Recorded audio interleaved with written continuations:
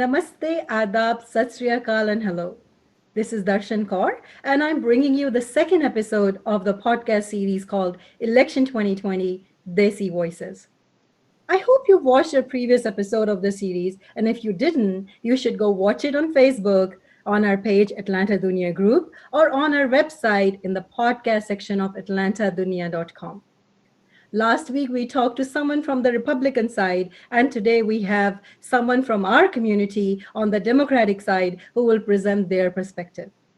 With me today in the studio is Uma Palam Pulendran. She's a Bharatnatyam artist and a public health researcher.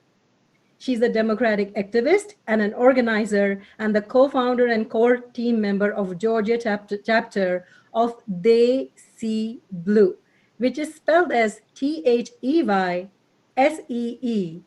a homophone for the word Desi, which refers to people from South Asia. How interesting is that? So welcome to our podcast, Umaji. Thank you for having me, Darshan. I am so delighted to be here.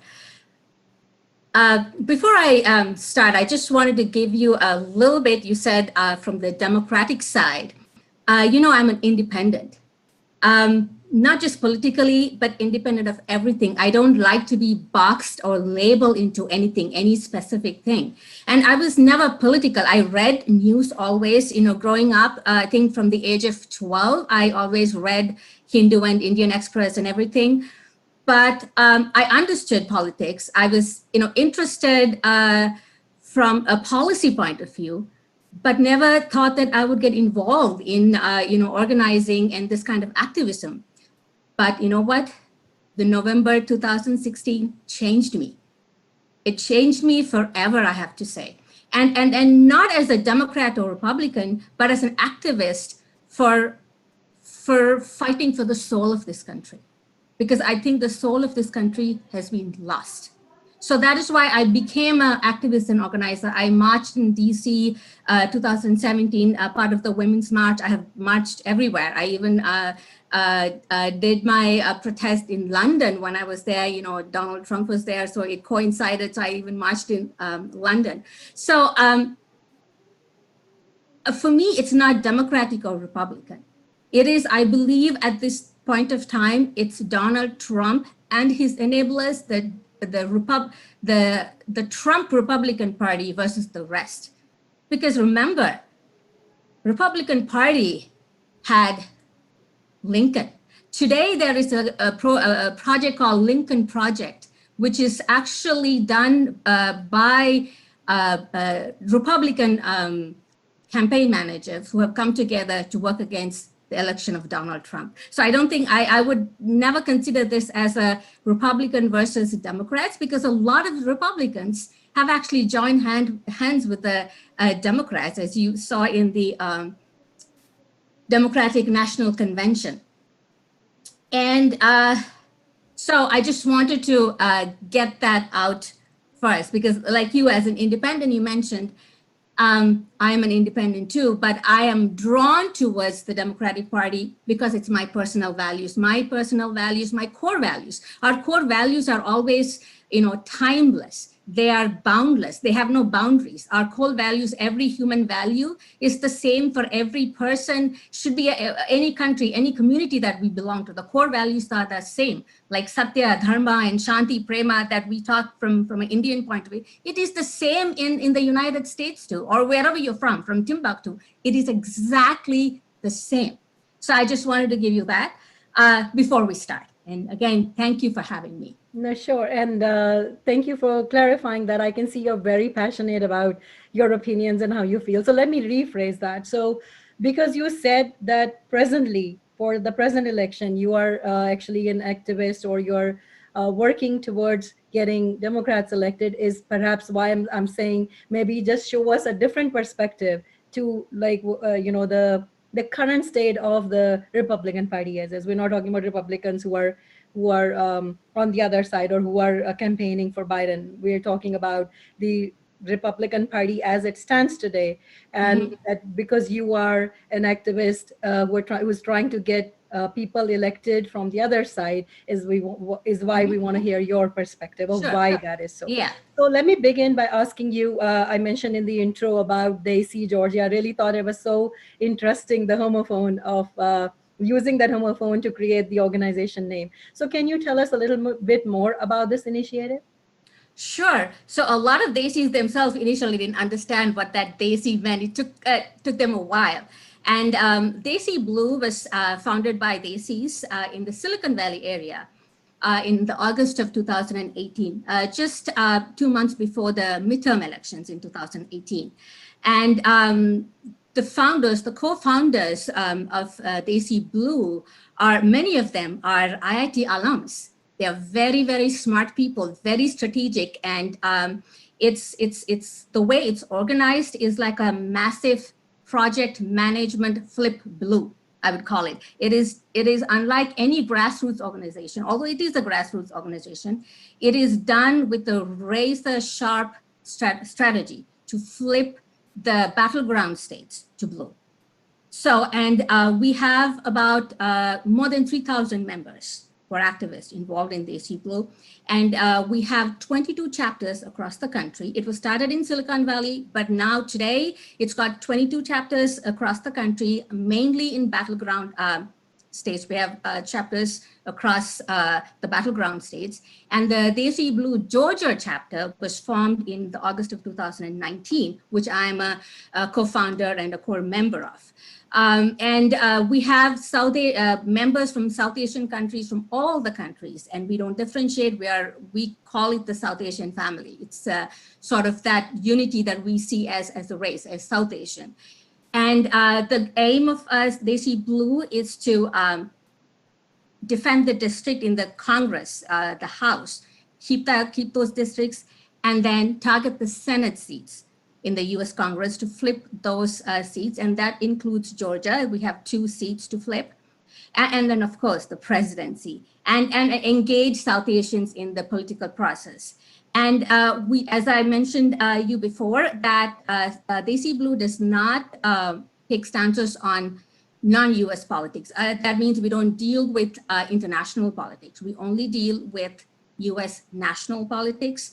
And there are about 1.5 million South Asian voters in the swing districts. We plan to engage them and turn off the vote. And our main focus today is to really turn out the vote.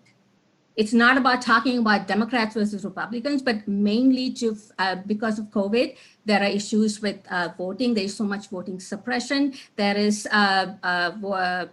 in external influences from foreign countries like Russia. So we are informing people that they have to get the ballot paper, the mail-in ballot paper and vote. So these are the things that we're doing in order for our South Asians to get out and vote. And we have also a youth council, and we also partner with many other organizations like South Asians for Biden's and other mainstream grassroots organizations. Perfect. Thank you. I think that was a very good introduction to your initiative. Thank you. Let's move on to the big news. I know it's old news now because we are a few weeks from the time that Kamala Harris's nomination as a VP was announced on the Democrat. So my question is, has the nomination of Kamala as the VP enthused the Indian American community? And the reason I ask, and I'll tell you, because I am like you, I also I like to keep aware of what's going on with politics. I read a lot of articles. As an independent voter, I actually read news about both sides, just so that I'm aware, so that I make my decisions. There are informed decisions, right?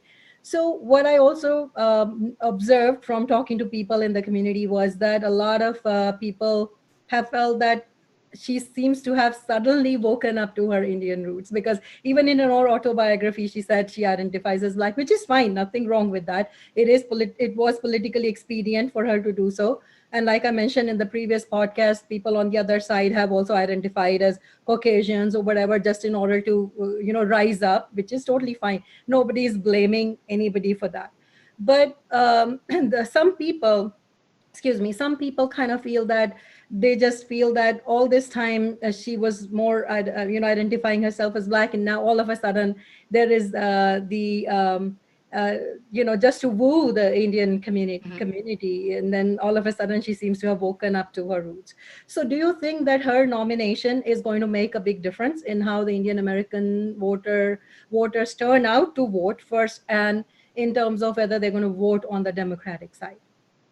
It's a very interesting question you asked, and then you gave a really good paraphrasing of how people have changed and for political experience, whether did or not. Let me give you my perspective of people who were born and raised in this country in the 60s and 70s.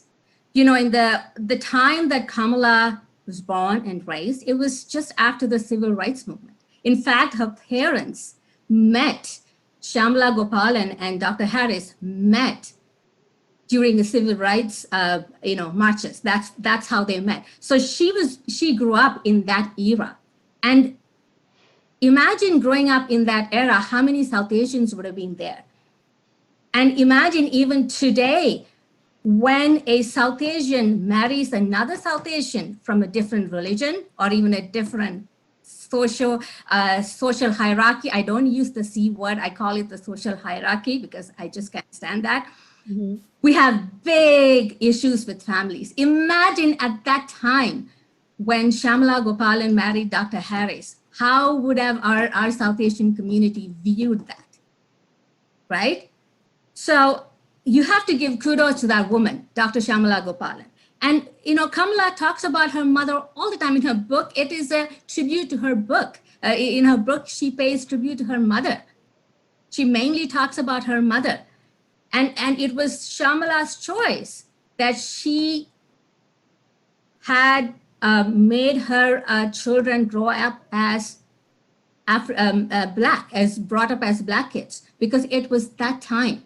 And today, people who are talking about kids having today born in the 2000s and comparing a child who was born in late 60s and 70s is completely unfair. And when somebody chooses, when people are biracial or mixed or whatever, it is their identity. Because I have a lot of friends who are biracial. They identify as only as one, because it is their choice, because how they view themselves. I have a friend who is half white and half brown, half South Asian, half Indian. She goes as a South Asian. And because that is how they want to be seen. And so at that time, that was what it was, because other people would have viewed Kamala and Maya as Black children.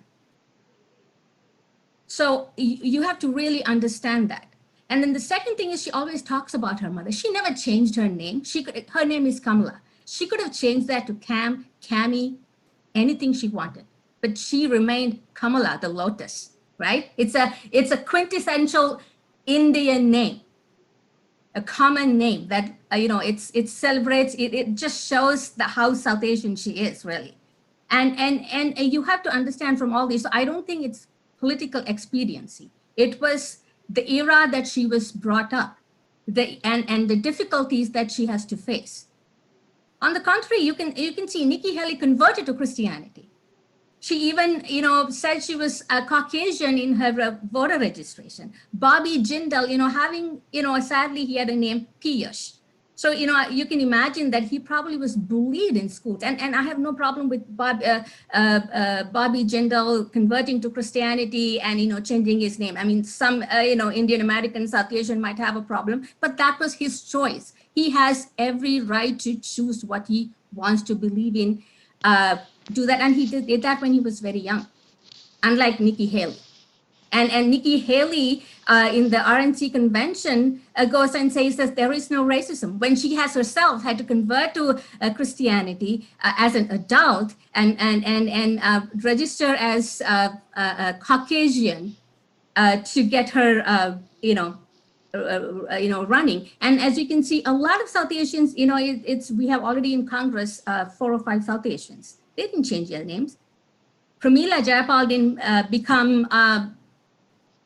Maybe you need to find a Pam. She didn't go Pam Jayapal. She goes as Pramila Jayapal, right? People shorten their name. Like my full name is Uma Rani. I dropped Rani. I hated Rani even when I was a child. I'm like, I used to ask my parents, why did you have this Rani? I don't want this queen in my name. So I dropped it. When I was able to drop it, I dropped it. So it's just that side of it. But at the same time, I have to say it has really, really energized a lot of young South Asians, the millennials, the zillennials. They're so excited. I have an 11-year-old daughter, and she was so excited. She was so excited when, Kamala's name was announced at the DNT convention when she was about to speak. She was raising her hands and legs and jumping up and down because she is an inspiration. Kamala is an inspiration to our daughters, our young daughters. And for Desi Blue, every week we have young South Asian, Indian American men and women, young people joining our groups because they want to work. They want to do this. And another part I have to say, even for Barack Obama, it was Donald Trump who started the birther movement. It was the Republicans who started few Republicans who started so it is no surprise that they would start all these things. And so it is such a historical moment for us. Although, I call myself an earthling, I got a kick out of it because I'm a Tamilian. And, Kamala is a Tamilian. So that connection instantly came. Because I also lived in Thiruvanmiyur and Adyar, where her grandparents lived, Besanagar, which is between Adyar and Thiruvanmiyur. So it just brings back when she talks about Besanagar and stuff like that, it just gives that connection. It's natural. You can sort of let it go. It's, although I think of myself as a global person, any of the nominees would have excited me. Biden was anyway going to have a woman VP, and he was inclined towards having a person of color. So any of the women that was on the list would have excited me. But he chose someone rightly because the choice of Kamala excites all people of color and all women of color, Blacks, African American, South Asians, Hispanic, everybody, because she and what her nomination really shows is the reflection of our country, that it embraces everyone. It embraces that we are a land of immigrants, and you can hold one of the highest offices being an immigrant. And you can look different from the majority people, the white people or the Caucasian, and yet rise to the highest office. Unlike the other side that talks about, shithole countries and, other things. And very recently, Nixon's tapes have come out how he viewed Indians in India. It's in the news, how he viewed, and so this is the moment. It is the historical moment. It's the milestone for us. And it's, I think it's, we're so excited. And really, in a funny way, as an activist and an organizer, we have to do very little actually, because people are so excited. Good. So that was a good defense of, of Kamala in response to my question.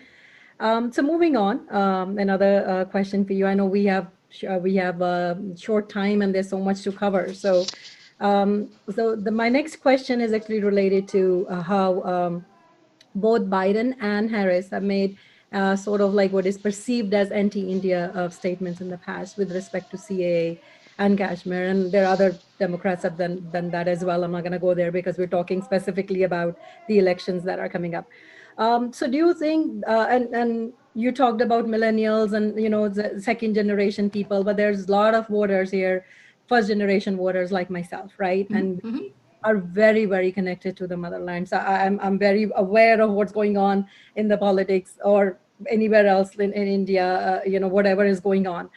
So for us, it is important that whoever the leadership here in the U.S.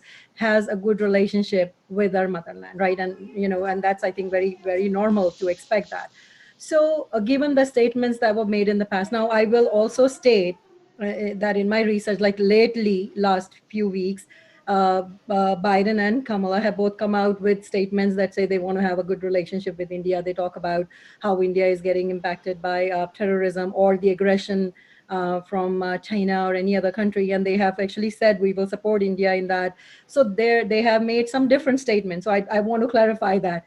But just based on what has been said in the past, it may be turning off a few Indian American voters. So how How do you want to address that from your perspective? I understand you're not speaking on their behalf, but Yes, how? I can. Yes, I can speak on behalf of Desi Blue, but I can speak on behalf of me, of what I think and what I actually believe.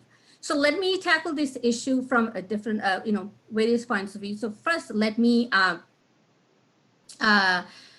um, start with the history of the U.S.-India relationship and how it has panned out. And we're not going to go beyond 10 to 14 years because we don't need to, because it has always been established that the Democratic presidents have held a much better relationship with India than the Republican presidents. Nixon having these nasty comments about Indians, saying that they turn him off, and really nasty. It's just out yesterday or day before yesterday in New York Times, and both George W. Bush and H.W. Bush, they were both more of an allies with Pakistan because of the reason to fight the terrorism in Afghanistan. And again, and also, and Reagan, all three Republican presidents were more allied with Pakistan because they wanted to fight against the USSR, against communism. And so everything turned a little bit towards, in Clinton time, he tried to change that, but then of course it reverted back to Bush and the 9/11 and the whole thing. So, but it was during the Obama administration that the first state dinner was held for Dr. Manmohan Singh. It was Indian Prime Minister that the state dinner was held, the first state dinner of Obama presidency.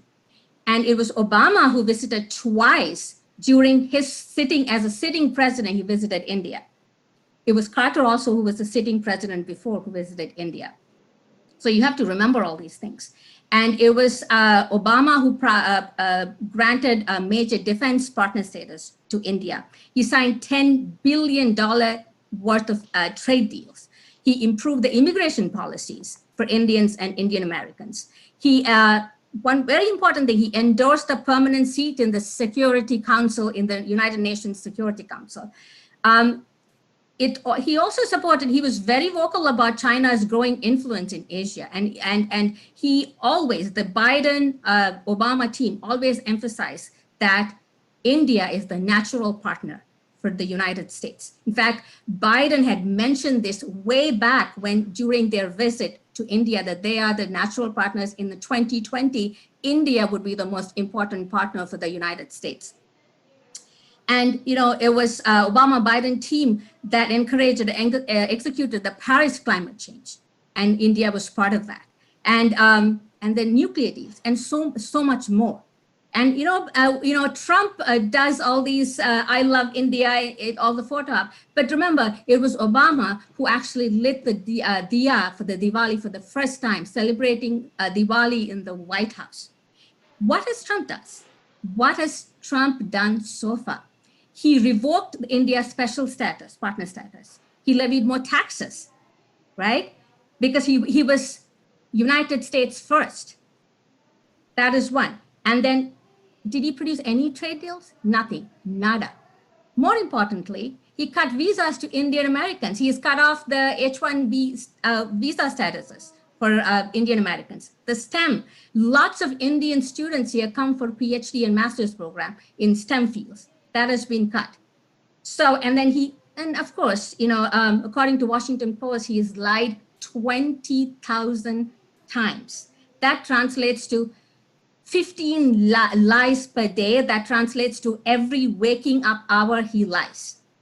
Okay. And so one of those lies is that he falsely claimed that the Prime Minister Modi asked him to intervene in Kashmir, and also about the dispute with China. So this is one of his lies. And another part I just wanted to say is that it was Biden and Kamala did this in an opinion, in a tweet, in a matter of opinion. If you translate that into Trump's tweets, and if that is what is policy, that is what is translating, then the Trump has policy that is completely against the world, because he tweets about environment, against the environment, everything, every country, everybody. So, just an opinion cannot be translated into a policy. That is the misinformation that the other side has been doing. It is just an opinion, but it is not against India. That is the misinformation. The WhatsApp and memes, misinformation it is an opinion against the law, CAA, and the revocation of Article 370. It's an opinion against that. It's not against India. So traditionally, it's the Democrats who have always supported and have had fantastic relationship with any Indian government, whichever party, because foreign policy doesn't change much. Whether it's a Republican Party or a Democratic Party, it doesn't radically change. But with India, it was it was the Democratic Party that has actually enhanced the relationship. Second thing, I want to approach this in a different way. When you have friends and family, when you do something wrong, it is always the friends and family that have to first criticize you. When I do something wrong, it should be my mother or my sibling who should criticize me, right?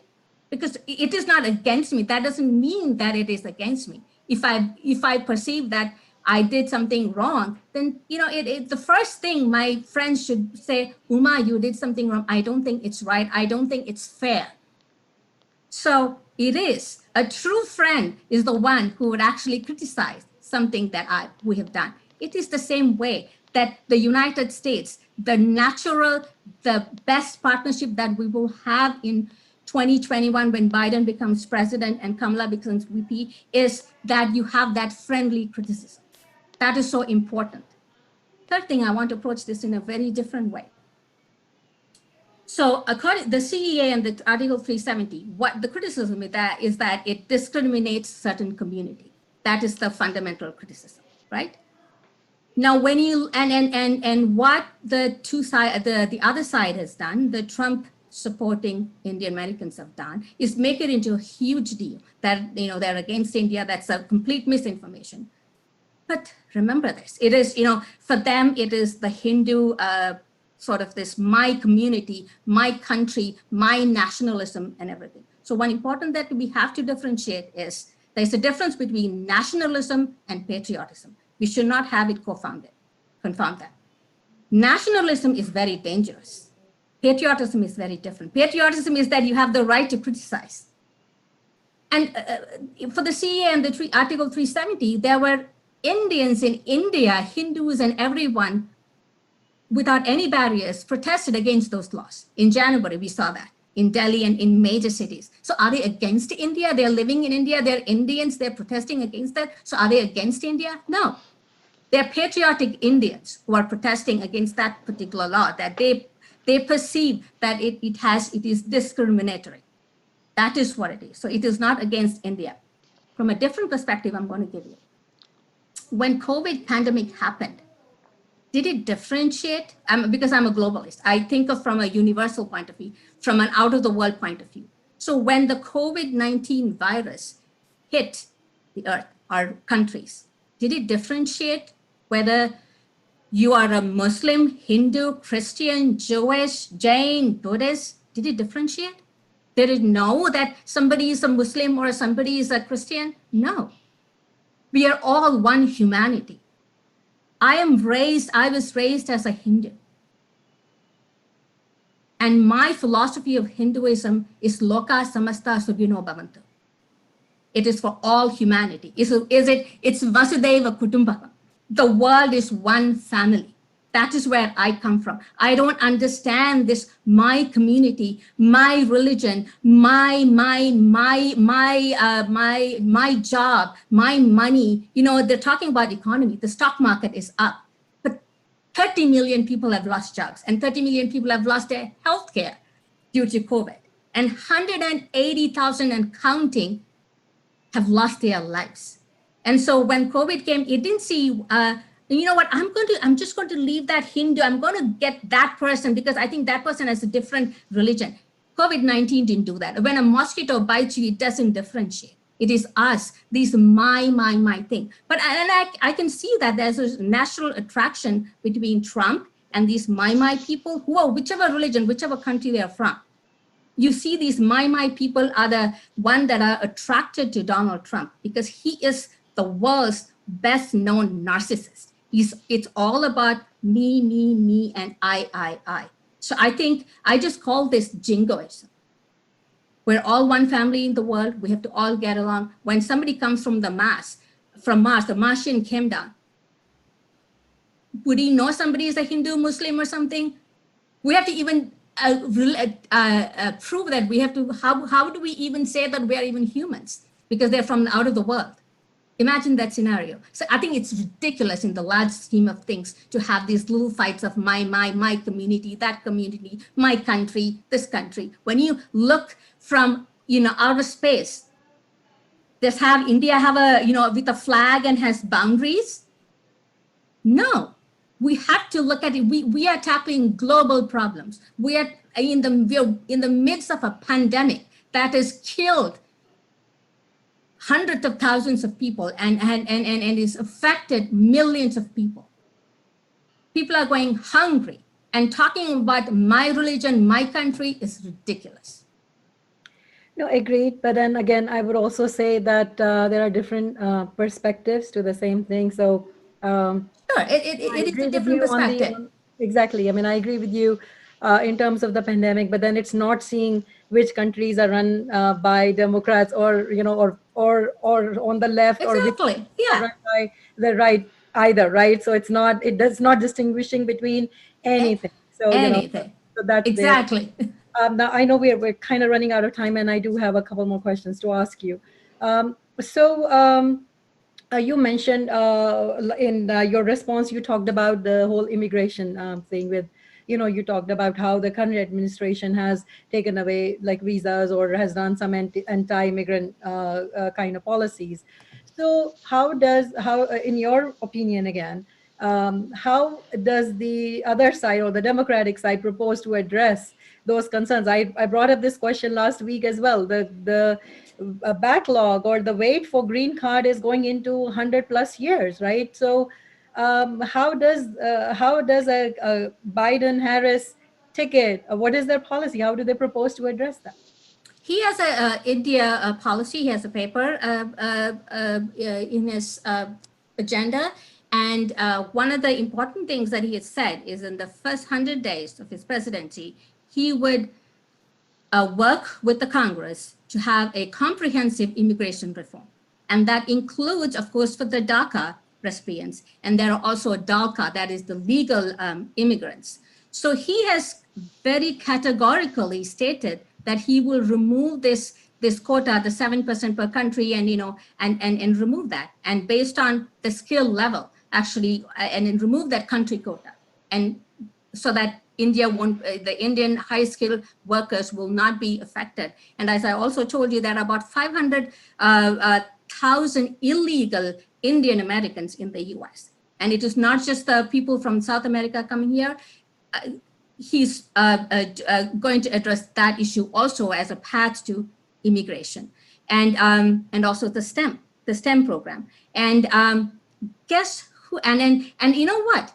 This the removing this quota for the based on country was passed in Congress, in the House, which is Democrat majority. Where is it stuck? It is in the U.S. Senate, which is held by the Republicans. Okay, and one of the persons who's against this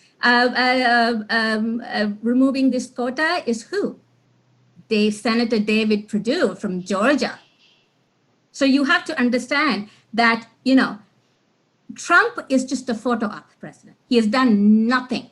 He has done nothing. We know about his comments about the shithole countries.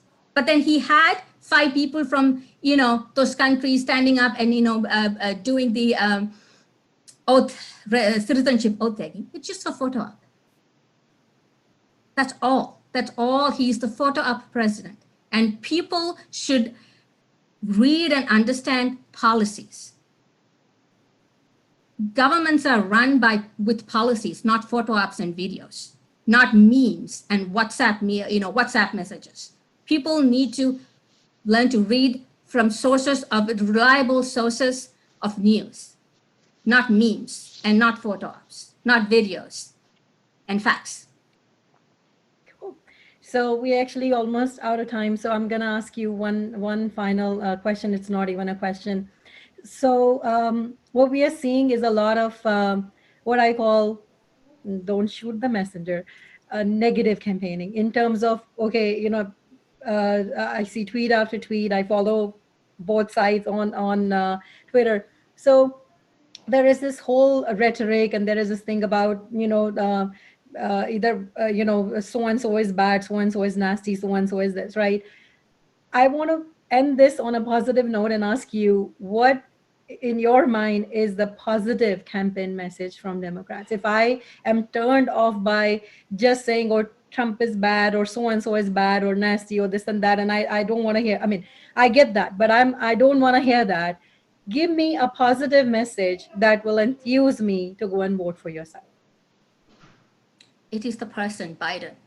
There is such a contrast between Donald Trump as the person, as the president, and Joe Biden as the person and vice president, what his personality will bring into the future presidency. Joe Biden lost his wife and daughter in a car accident. He brought up his two sons as a single father for 7 years. He lost his son for cancer not too long ago. He lost 3 family members. He used to travel from Delaware to Washington, D.C. every single day by Amtrak train. Every single day he got back to his home. These are his personal qualities. And one of the things that people say is he always gives his personal number to people who have lost a loved one, as telling them they can call him anytime. And you also saw a video where he talks to a kid who has stutter, and Biden had stutter as a kid. And so on the contrary, Trump ridicules people with disabilities. I mean, it is just a contrast. And look at Dr. Jill Biden. She has a PhD in education, and she was a teacher. Versus, I don't want to give anything, but as you said, it's a negative. But we had Michelle Obama as first lady, and then we have Melania as first lady, and then hopefully, and I'm pretty sure we have Dr. Jill Biden as first lady. We need a first lady that we all our girls can look up to. And so I think it is the person. That is good enough, actually, because I think Biden, every person can actually see. I mean, this is what it is. So when we see American leaders, presidents, we want them to be role models for our children, right? So I would, I don't have a son, but if I had a son, I would want my son to be like Obama or Biden or, one of these leaders, right? So I will pray for, or Kamala, right? I have a daughter. My daughter and I had a wonderful experience of reading Michelle Obama's Becoming. And she was like, oh my God, I want to become like Michelle Obama. So that is the role model. Now, First Lady Melania Trump. So do the Indian American Trump supporters want their, and I will pray for them that if they have daughters, that they want them to become. Keep it positive. Just because sure. The thing is, the contrast makes it is so obvious. And I think the biggest positive is that he has promised that he will, and he's a healer.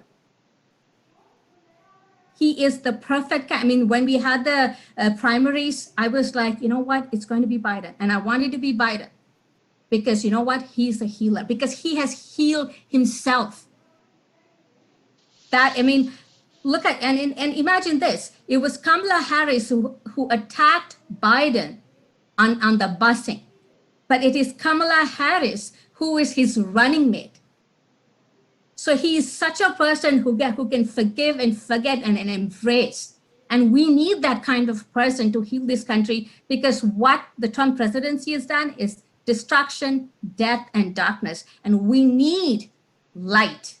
We need a president who can bring this. Asatoma sadgamaya, tamasoma jyotirgamaya, masoma, the light. We need light in this country now because I think that's what it is. And so I think, and I personally believe, this is my personal belief, he's the most resilient president in the modern history, and he will be the most compassionate president in modern history.